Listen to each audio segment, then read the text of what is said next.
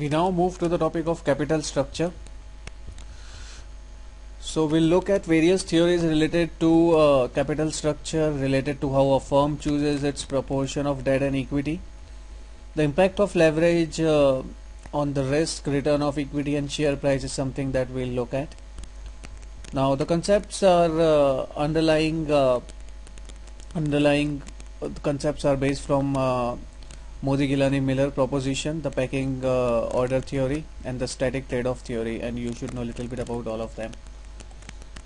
So the capital structure theories were observed as early as 1958, where came up with the no tax, no cost of financial distress, and later in 63 with tax and no cost of financial distress, and then to a static trade-off theory with taxes and with cost of financial distress. So this is quite old of a topic. So the answer that were given by lays the foundation of capital structure, and as time progressed, the final theory is the static trade-off theory. If you want to remember this thing, you can remember as a trade-off where the leverage would come with two things, the tax and the cost of financial distress. So when we look at MM1, no taxes, the capital structure irrelevance proposition, this came in 1958, and said that the value of the firm is unaffected by the capital structure. In other words, if we can take it, we can say that in a perfect world, it does not matter how a firm operates, this capital structure is irrelevant, and there were many assumptions which he made. So the capital structure is irrelevant, which means that a value of a levered firm is equal to a value of an unlevered firm. So the assumptions are capital market are perfectly competitive.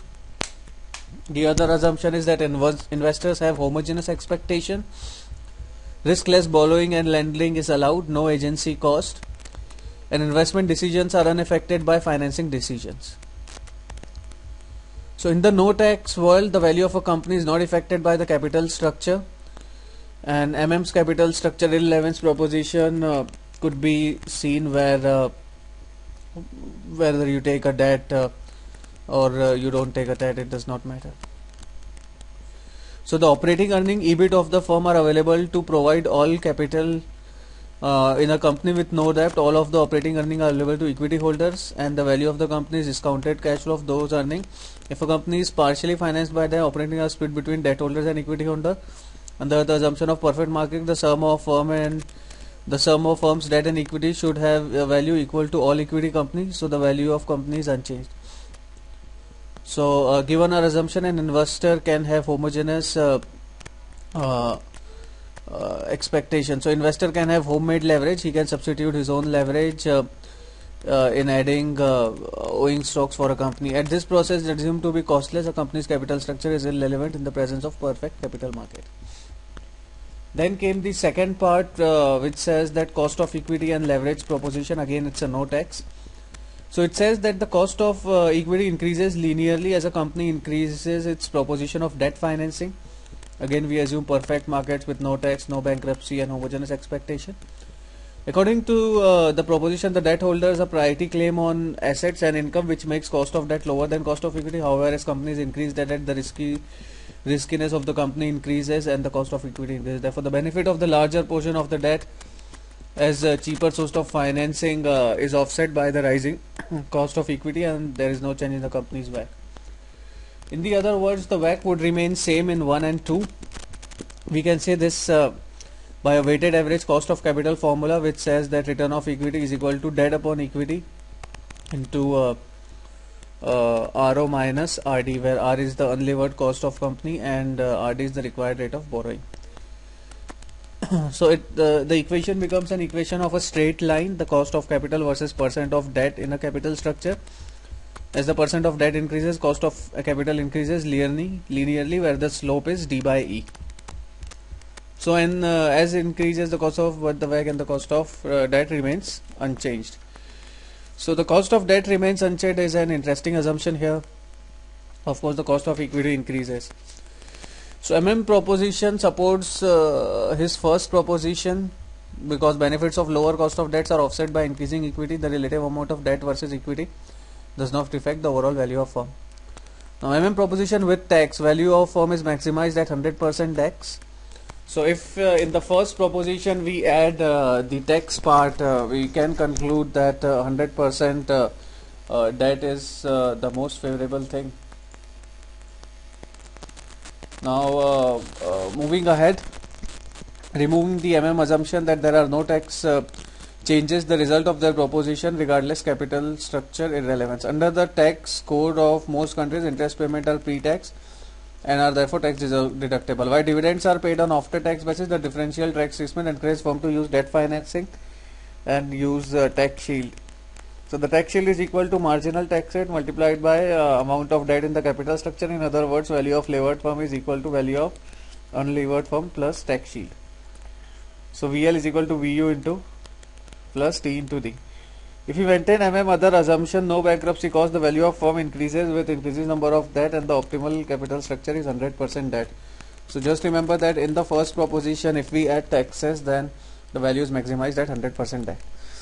Proposition 2 with taxes, WACC is minimized at 100% debt, again the same thing.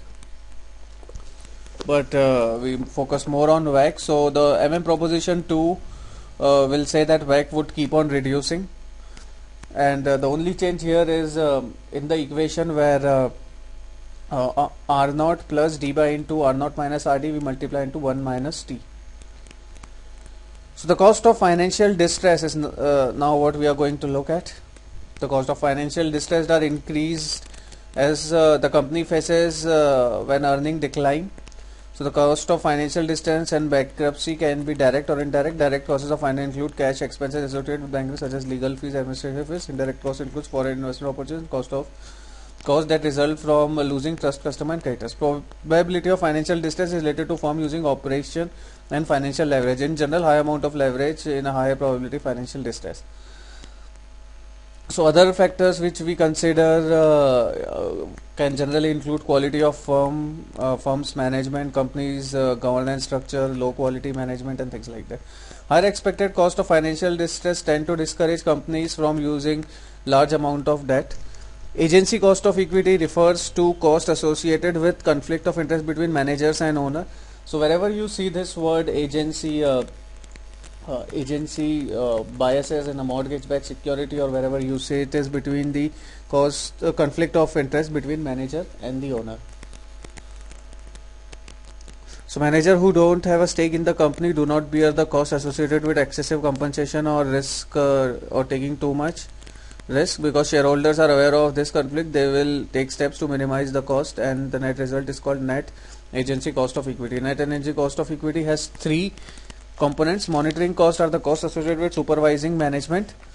Then we have bonding costs are assumed management to assure that shareholders that the managers are working in shareholder benefit. Example of bonding cost includes premium for insurance to guarantee performance and implicit costs associated with not complete agreement. Then we have residual losses may occur when the adequate monitoring and bond holding provisions because such provisions do not provide a perfect guarantee. According to agency cost theory, the use of debt forces manager to be disciplined with regard to how they spend the cash because they have less free cash to use for their own. So this is again an interesting theory I was reading, that you take more debt and the managers would work more harder. Cost of asymmetric information refers to cost resulting from the fact that managers typically have more information about the company and future performance than owners or creditors. Firm with complex products or little transparent financial statement tend to have higher cost of asymmetric information. Because shareholders and creditors are aware of the asymmetric information problem, the investor will look for management behavior that signals that knowledge of management, what knowledge of management they are actually having, and specifically management choice of debt or equity financing may provide a signal regarding management options and firm's future prospectus. Taking on the commitment to make interest payment through debt financing and send a signal that management has confidence in the ability to make these payments in the future. Issuing equity is typically viewed as a negative sign that the manager believes in firm's stock is overvalued. Pecking order theory. So again the two important theories are pecking order theory and static trade-off theory. So the pecking order theory is based on asymmetric information and is related to signal the management sends to investor through financing choices. According to the pecking order theory, manager prefers to take financial choices that are least likely to send signals to investor. Financing choices under pecking order theory follow a hierarchy based on visibility to investor, with internally generated capital being the most preferred, debt is the next, and external equity is the last. In other words, pecking order theory, most favored theory is internally generated, then debt, and then external equity. So this is pecking order. If you want to remember this, pecking means many things coming together, and order means the order which they'll take. Therefore, pecking order theory predicts that capital structure is a byproduct of individual financing decisions. So this is a kind of conclusion of the pecking order theory. So therefore we can say that the capital structure is based on something that is individually financing decision, and not about the cost of equity, cost of debt, but it's more about signaling, it's more about the preferencing that the management and things like that. Static trade-off theory. The static trade-off theory seeks to balance the cost of financial distress with the tax shield from the debt. Under static trade-off theory, there is an optimal capital structure which has an optimal proportion of debt. So trade-off, as you can see, there are trade-off between two things: the financial distress and the tax shield. So if you remove the assumption that there are no cost of financial distress, there comes a point where additional value added from a tax shield is exceeded by the value reducing cost of financial distress from additional borrowing. This point represents the optimal structure for a firm's WACC. So it means something like you take more debt, you get advantage, but the distress increases. So the equation would look like VL is equal to VU plus T into D minus PV of cost of distress. So tax into the debt is the benefit that you are going to get. It's a positive thing, minus present value of distress. So if we see that cost of equity is increasing, WACC would decrease for some time and then increase. The after tax cost of debt with financial distress would increase. So at some point in time you will get advantage of that tax shield, and after that the tax shield advantage would go off. So the optimal capital structure that maximizes firm value would have firm value on the y-axis, and it would have an optimal capital structure on the x-axis. The present value of the tax shield, the cost of financial distress, so they both starts with 0 when the company has no debt, but the cost of financial distress would rise up, and the present value of tax shield would remain constant. So the cost of financial distress, then we have the value of levered firm, the value of unlevered firm.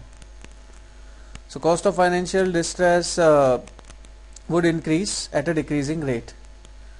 And the value of the firm would increase, it would reach maxima, and it would come down from the optimal capital structure.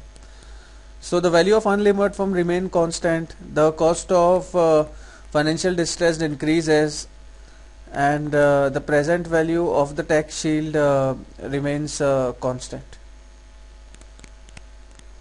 So implication for managerial decision making. Proposition with no taxes follow a restrictive set of assumption in there that there are no taxes and no costs associated with financial distress. First proposition says that the capital structure of a company is irrelevant because value of a company is determined by discounting present value of its own operating earning. So the first proposition says that capital structure is irrelevant because discounted present value of the operating earning. The second proposition says that increasing the use of cheaper debt will increase the firm's equity, resulting in zero net change in the firm's worth. The implication for manager regarding capital structure under both provisions that capital structure is irrelevant. The proposition with taxes is the tax shield provide an interest expense making borrowing valuable, and that WACC is minimized. The value of firm is 100% debt. Static trade-off theory suggests that the tax benefits associated with issuing debt because interest expense are debt result, but increasing the debt also increases the cost of financial distress. So there is trade-off. If you look at the names that we use here to try to just decode some of the things. Pecking order theory. One has order, so by order you mean what to do, what not to do, and a trade-off. So we have trade-off between doing two things. Something comes with a disadvantage as well, so there becomes a trade-off. Now the target capital structure may fluctuate around the may fluctuate around the most optimal one, and let's look at why. So the target capital structure is a structure that the firm uses over time when making decisions about how to raise additional capital.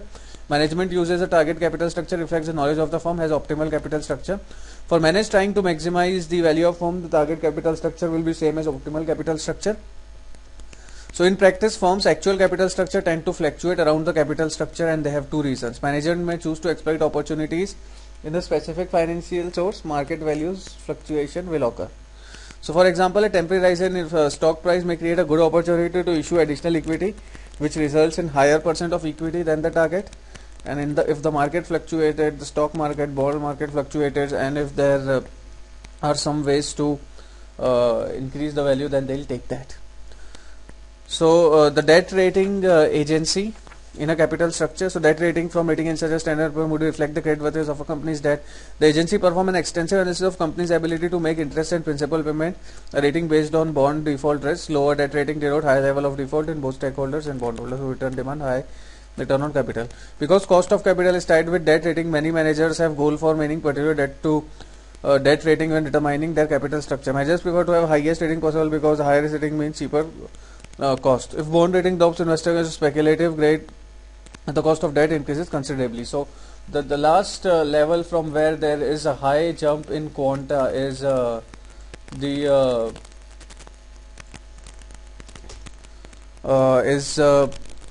between the investment grade and the non-investment grade. So again a famous question, which is the last investment grade possible. So it's BBB in Standard and Poor, and in Moody's it's BAA. So double B is speculative grade and BA is speculative grade in Moody's. So just remember this thing, there is high chances. So I generally remember the BBB thing by Standard and Poor. And if you remember and if you observe both, the Moody's has a combination of A and B, and the Standard and Poor has just A, B, and does not combine things. So the Moody's would have like AAA, BAA, BB, CAA, CB. So the BAA means in fact taking BBB as well. So in place of the first alphabet they take AAA. So the triple B or the BAA in Moody's is the last grade, where below which you will fall into speculative, and that is something that you don't like to happen because the rise would be higher.